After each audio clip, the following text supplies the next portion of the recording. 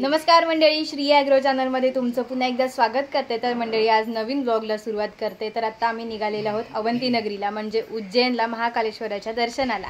तर नेहमीप्रमाणे माझे ट्रॅव्हल पार्टनर अजय डॅडी माझ्यासोबत आहेतच। आणि आम्ही कशा थ्रू चाललोय तर आपले ट्रॅव्हल वेडे म्हणजे सिद्धू दादाचा जो आपला ग्रुप आहे, तर त्याच्यामध्ये काही मंडळी नवीन आहेत आणि काही मंडळी कमी आहेत। तर आता आम्ही सगळे निघालेलो आहोत, तर त्याच करता आजचा ब्लॉग आहे। चला तर मग वगैरे सगळ्यांचा चला। कारक आहे राम, श्री राम जय राम जय जय राम। सुख पारक हा आहे राम, श्री राम जय राम जय जय राम। या कवळ्या काकांना भाजवले आहेत त्या मोठ्या होतात भरपूर। बरोबर, तवशेच तवशे।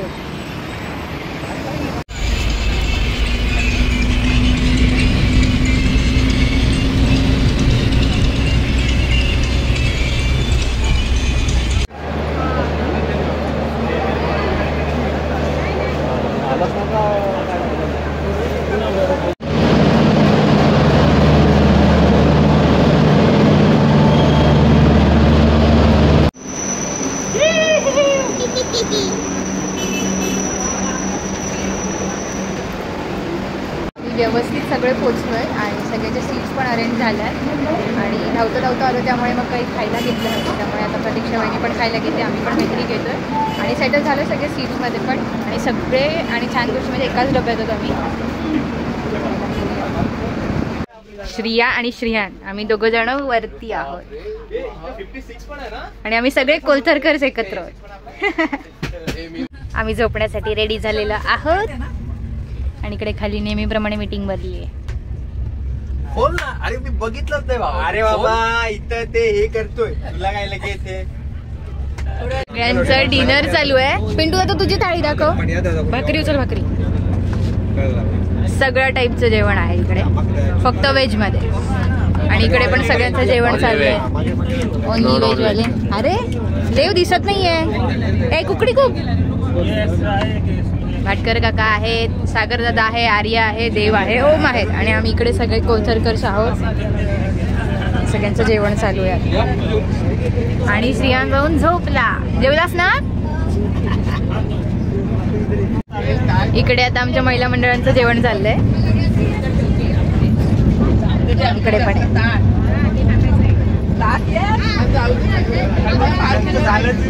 नमस्कार, शुभ सकाळ, गुड मॉर्निंग। आम्ही आता थांबलोय, मलाच माहित नाही आम्ही कुठे थांबलोय सगळे दादा। रतलाम जंक्शन म्हणून एक आहे, तिथे आम्ही थांबलोय। अर्धा तास लेट चालू आहे ट्रेन, पण आता उठलोय आणि बाकी अजून सगळे उठलेच नाही आहे। 6:15 झालेत, म्हटलं ब्रश करून घेऊया, तोंड घेऊया आणि गाडी 8 वाजता पोहोचणार आहे। मग त्याच वेळेला आपल्याला उतरून चेक इन करायचं आहे हॉटेलला, त्यामुळे बाकी त्यावेळी काही फ्रेश होणार आहे। मी आता फ्रेश होऊन घेते, झोपेतनं उठल्यानंतर चेहरे असे दिसतात। चला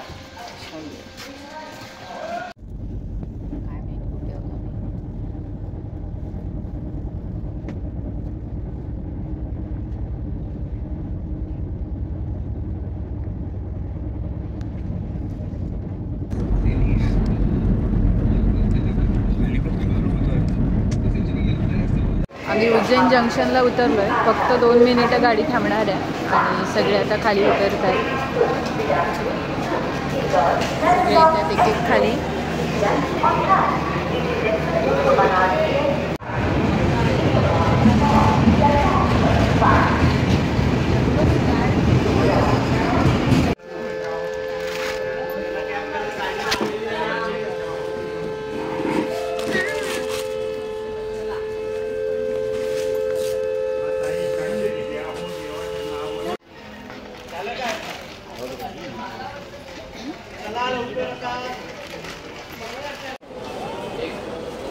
एक पाय नाही आहे मला।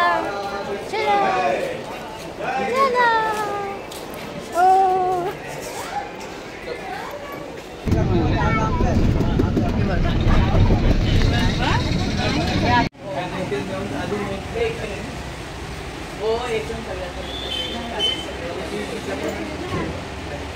तर ही आमची रूम आहे। स्नेहाताई, दीक्षावहिनी आणि मी असे आम्ही आहोत इथे. आणि मी पहिल्याच रूममध्ये आलेली आहे. चला फ्रेश होऊन आता दर्शनासाठी जायचं आहे. चला मंडळी, नेहमीप्रमाणे फास्ट सगळ्यांच्या आधी मी छान फ्रेश झाली आहे, रेडी झालेली आहे. तसं बघायला गेलं तर ह्या फ्लोअरवरती आम्ही सगळे महिला मंडळ आहोत. माझ्यासोबत दीक्षावहिनी आणि स्नेहाताई आहे. त्यामुळे आम्ही सगळ्या छान फास्ट रेडी होणाऱ्या आहोत आणि आम्ही सगळ्या रेडी झालो आहे आता. आता बघूया दर्शनाचं आणि आजचं रुटीन कसं आहे.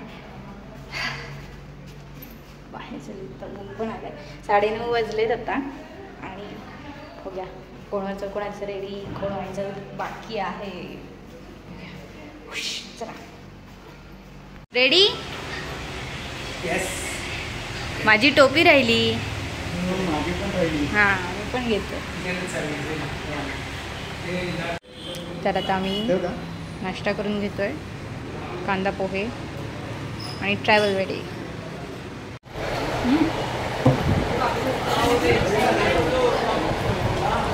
आपल्या हॉटेलच्या बाहेरच इथे हार बनवणारी एक ताई आहे. तिच्या तिथून केसात माळायला 2 गुलाबं घेते. ते छान गुलकंदवाले गुलाब असतात, तसे आहेत गोड वासाचे.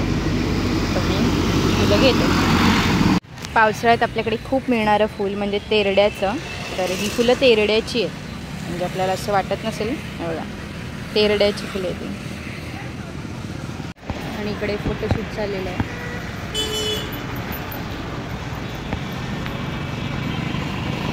हे उज्जैनमधलं शनी मंदिर आहे, तर तिथे दर्शनाला आलो आहे. चला तर खूप छान भव्य मूर्ती आहे.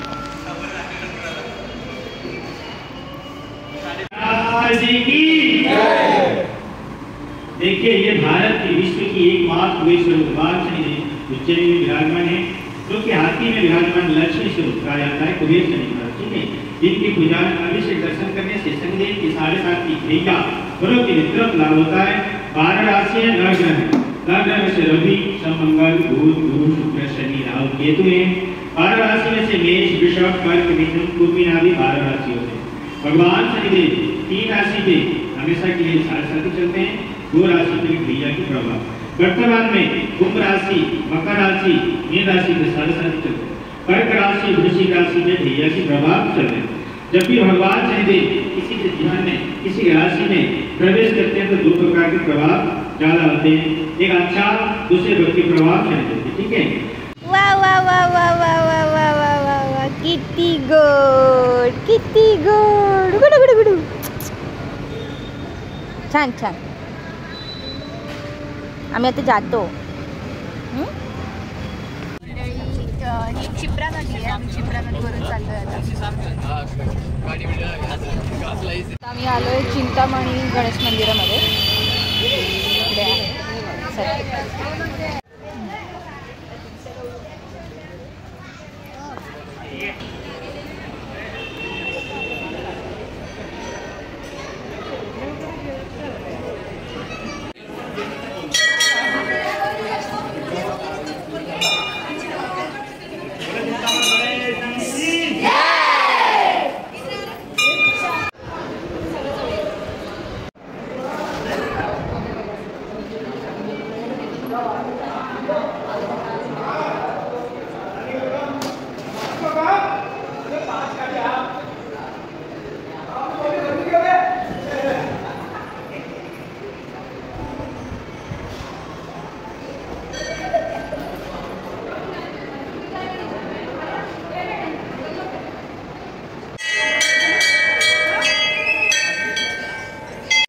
यहाँ बाबा की भस्मी वहाँ चढ़ती है अपने क्या नाम बाबा को ताजी. वो आरती होती है ना सुबह 4 से 6 की.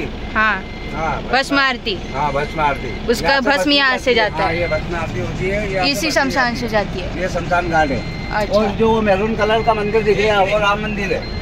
वो सामने 5 खोलूं क्या? हाँ ये राम घाट दिख रहा है सामने. हाँ हाँ है ना, ये राम घाट है मैरून कलर. यहाँ 5 शाही स्नान यही होते हैं. हाँ हाँ हाँ. है ना. Okay okay. मंडळी आता आपण चाललेलो आहोत. पोचलोय आता आपण. इथे सांदीपन ऋषींनी श्रीकृष्णांना त्यांच्या बालपणीचं जे शिक्षण दिलेलं होतं, पूर्ण शिक्षण झालेलं तर हे सांदीपण आश्रमामध्ये झालेलं होतं. तर तिथे आपण भेट द्यायला आलो आहे. प्रचंड गर्दी आहे इथे.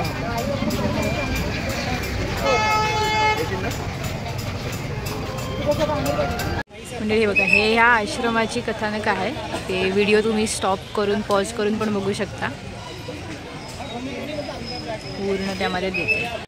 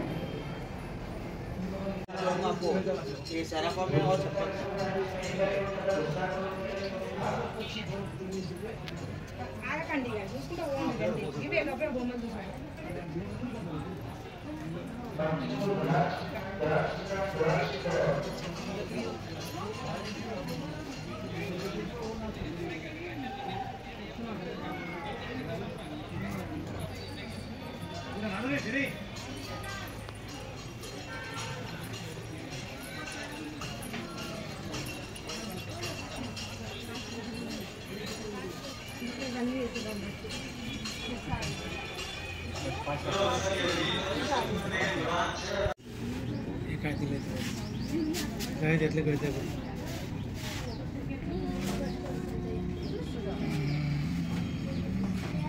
म्हणजे मी सुरुवातीला 64 विद्यांचं रेकॉर्ड करायचं ठरवलं, पण नंतर लक्षात आलं की हे खूप मोठं आहे. पण मग सगळं आम्ही आता बघितलं आणि आत्ता हे जे सगळे चित्र दिसत आहेत हे भगवद्गीतेचं सार दिलेलं आहे आणि त्याचे मुद्दे इथे सगळीकडे दिलेले आहेत. आणि आता मी तेही वाचत बघत आलो. आणि तुम्ही हे वरचं जे छत बघताय हे पूर्णपणे इथल्या देशी गायींच्या शेणापासून छत तयार केलेलं आहे. त्यामुळे इथे फिरताना त्याचा एक छान सुगंध येतो, त्यामुळे फिरताना पण खूप छान वाटतं. तर आता मी हे पूर्ण 64 विद्या आणि भगवद्गीतेचं सार असं आम्ही आता सगळं बघून आता पुढे सुरुवातीलाच येऊन पोचलो आहे. चला. जो मंदिर पर आप आए हो ना, मंदिर प्राचीन काल में आता है और मंदिर का जो उल्लेख है वो पुराणों में है. जैसे अपने हिंदू धर्म में कितने पुराण होते हैं? 18. आपको जानकारी मिलेगा स्कंद पुराण के अवंतिका खंड में. जो मैं बता रहा हूँ गूगल पे भी सर्च कर सकते हो आप लोग, और थोड़ा गौर तो सुनना, आपको समझ में आएगा. आप लोग जिस मंदिर पे आए हो ना, यह मंदिर पूरे भारत और विश्व में का मात्रा मंदिर है. और क्यों है? क्योंकि यह नवग्रह में मंगल ग्रह का जन्मभूमि जन्म स्थान और स्कंद पुराण के अवंतिका खंड. अवंतिका जो है उज्जैन नगरी का पुराना नाम है. शिव जी के मस्तक का पसीना, शिव जी के मस्तक का पसीना ईश्वर को भूमि माता के गर्भ में गिरा और यहाँ से महामंगल का उत्पत्ति हुआ. उत्पत्ति है ना, जन्म हुआ. मंगल को यहाँ लाल वस्तु चढ़ती है.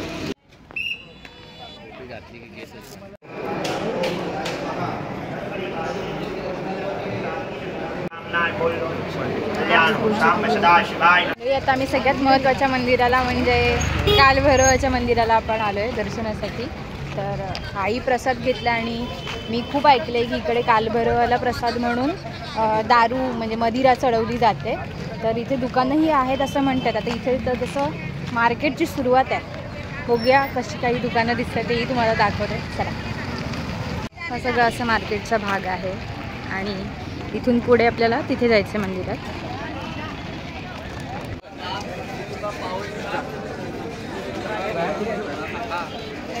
मदिरा प्रसाद.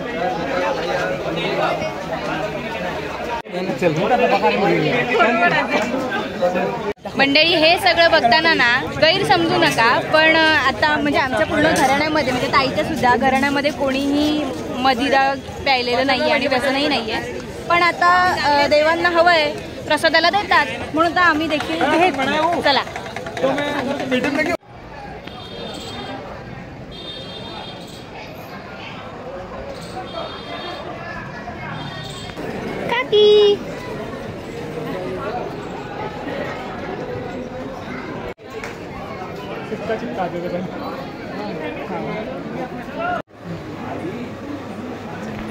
जो प्रसाद होता तो आम्ही ह्या बाबाजींना दिला, त्यामुळे तो प्रसाद आम्ही घरी देखील नाही नेतो.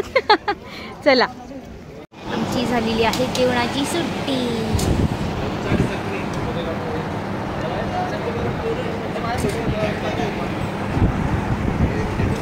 तर ही इथली थाळी साधारण अशी असते.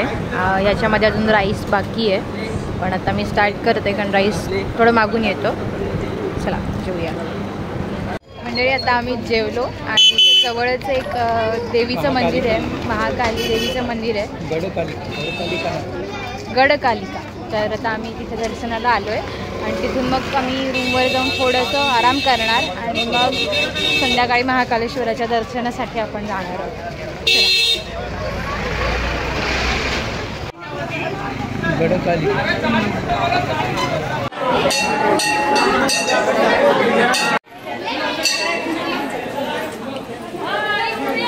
चला मंडळी, आता मी महाकालेश्वराच्या मंदिरामध्ये जायला रेडी झाली आहे. थोडंसं एखाद तास थोडासा आराम केला. इकडेही आता क्लायमेट पावसासारखं झालं आहे. दिवसभर तसं काही नव्हतं. हरिहरेश्वरला पाऊस आहे असं कळतं आहे आणि आम्ही ज्यावेळी येत होतो स्टेशनला त्यावेळी देखील खूप पाऊस आणि विजांचा गडगडाट सगळंच आम्हाला भेटलं होतं. त्यावेळी इकडे नव्हतं, पण आता इकडे सुद्धा क्लायमेट पावसाचं झालं आहे. दर्शन खूप चांगलं होऊ दे अपेक्षा करते. आता बघूया, सगळे रेडी होत आहे. मीही आता रेडी झाली आहे. चला खाली जाऊ. खाली आले आणि इथे बाकीच्यांचा चहा ब्रेक चाललेला होता, पण काकींच्या घरून वड्या आलेल्या होत्या आणि सकाळी गोड गोड खाऊन कंटाळले. वड्या कोणी केल्या, ताईनी केलेल्या होत्या आणि आता आम्ही ते एन्जॉय करतोय आणि बाकी जसे रेडी होऊन येतील तसं आपण आता मंदिरामध्ये निघूया. आपली सगळी फॅमिली फोटोशूटसाठी आलेले आहेत आता आणि मी पण फोटो काढणार आहे आणि फोटोग्राफर इकडे राहतात. मी पण जाते आता. आता आम्ही महाकालेश्वराच्या मंदिरामध्ये दर्शनासाठी निघालो आहे सगळे आणि नंतर मग शेजारीच असलेलं जे कॉरिडॉर आहे तिथे जाणार आहोत. कॉरिडॉर खूप मोठं आहे त्यामुळे तिथे नंतरच जाणार. आता पहिला दर्शनाला जाणार आणि इथे ना सगळीकडे मंदिरं दिसतात. मी दाखवते ना, खूप छान माहोल आहे आणि वातावरण पण खूप छान आहे. तर चला दर्शनाला जाऊया. चला.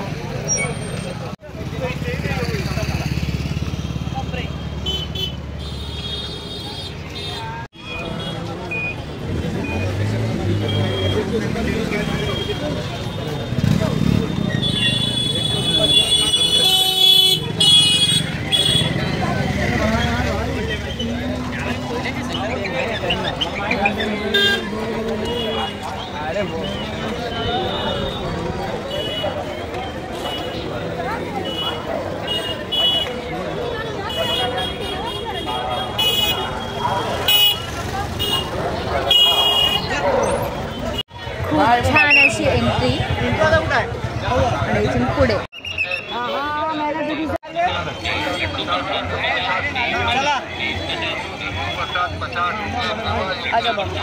बाल ऊपर कर लो बाबू बाल.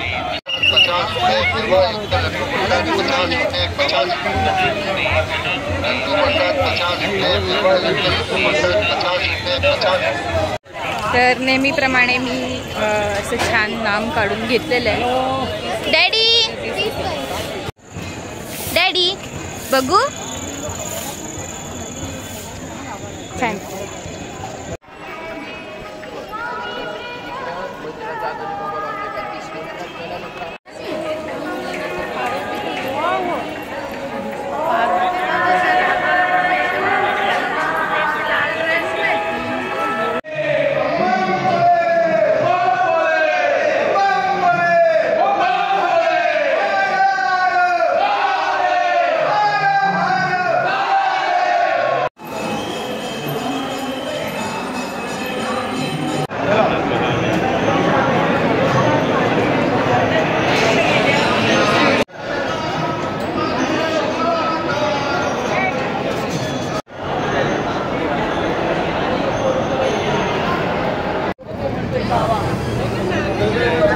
हे नवग्रह आहेत.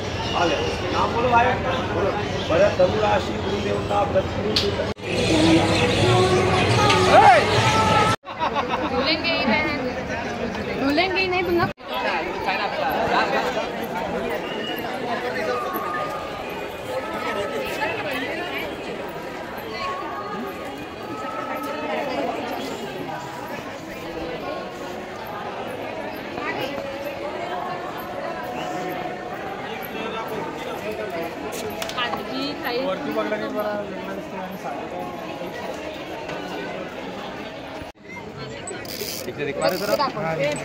पूरा घूम के देखो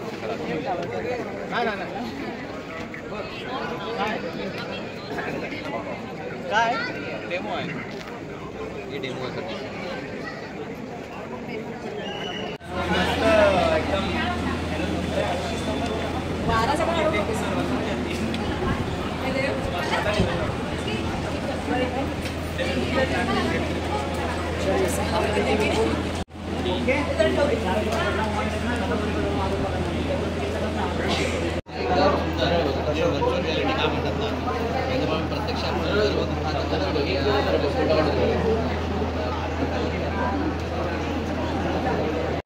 आता आम्ही पुन्हा एकदा बाहेर आलो आहे मंदिराच्या तिथे आतमध्ये काहीच बोलता नाही आलं. भस्म आरतीसाठी जवळपास 2 ते 3 दिवसाची वेटिंग होती आणि त्यामधून सुद्धा दर्शन झालंच नसतं आणि त्यासाठी म्हणजे आत्ता आज रात्री 10 वाजल्यापासून आम्ही लाईनमध्ये उभे राहिलो की 2 दिवसानंतरच्या आरतीचं बुकिंग झालं असतं. त्यामुळे ते शक्य नव्हतं. त्यामुळे आम्ही भस्म आरतीचं VR वरून बघण्याचं ठरवलं आणि खूप छान सिस्टीम होती तिथे. आता मी तुम्हाला दाखवलं म्हणजे सिस्टमॅटिक होतं, क्लिनिनेस होतं आणि त्यामधून आता आम्ही एक VR आणि त्यांचं ॲप्लिकेशन पण घेतलं की त्यातून मी वर्षभरात जे त्यांचे ॲप्लिकेशन्स आहेत त्या सगळ्या आरत्या ह्या सगळ्या बघू शकतो. त्याच्यामध्ये त्यांनी आणखी काही ॲड केलं तर तेही बघू शकतो.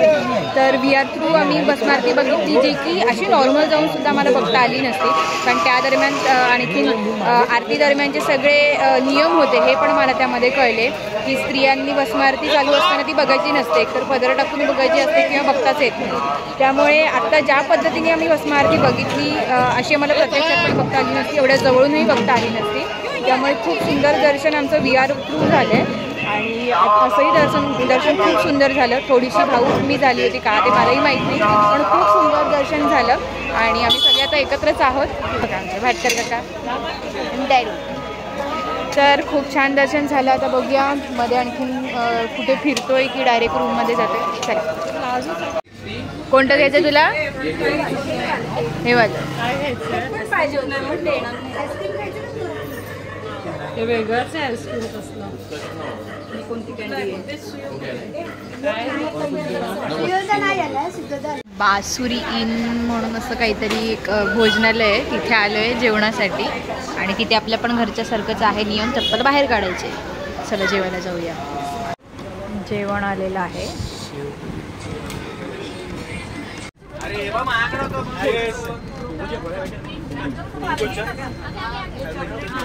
कोणत्या गोळ्या लागतात त्यांना?